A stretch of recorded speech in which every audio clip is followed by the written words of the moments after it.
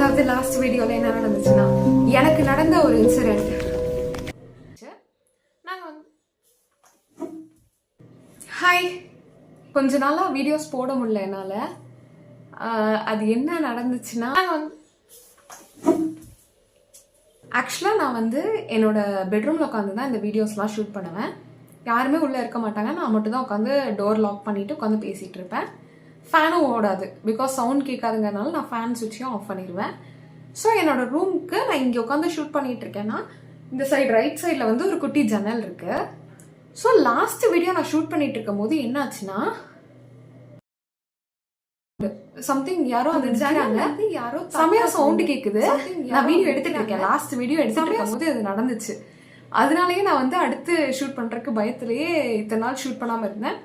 சரி, okay, shoot பண்ணுவோம் அப்படின்னு சொல்லிட்டு தான் இப்போ இந்த வீடியோ ஷூட் பண்ணியிருக்கேன். என்ன நடந்துச்சுன்றத வந்து அந்த வீடியோ ரெக்கார்ட் ஆயிருக்கு. ஸோ அதை நான் வந்து ஆட் பண்ணுறேன் இதில். எப்படின்னா, நான் இங்கே உட்காந்து ஷூட் பண்ணிட்டு பேசிகிட்டு இருக்கேன்.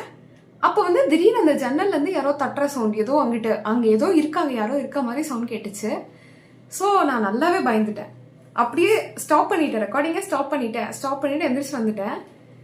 ஸோ எதா பேயை பற்றி பேசினா பேய் வந்து அதோட ப்ரெசன்ஸ் தெரியும் அப்படின்னு சொல்லுவாங்கல்ல, அந்த மாதிரி தான் போல். நான் வந்து இங்கே பேயை பற்றி பேச ஆரம்பிச்சதுலேருந்து எனக்கு கொஞ்சம் பயமாகவும் இருக்குது. இந்த மாதிரி நிறைய விஷயங்கள் நடக்கவும் செய்யுது.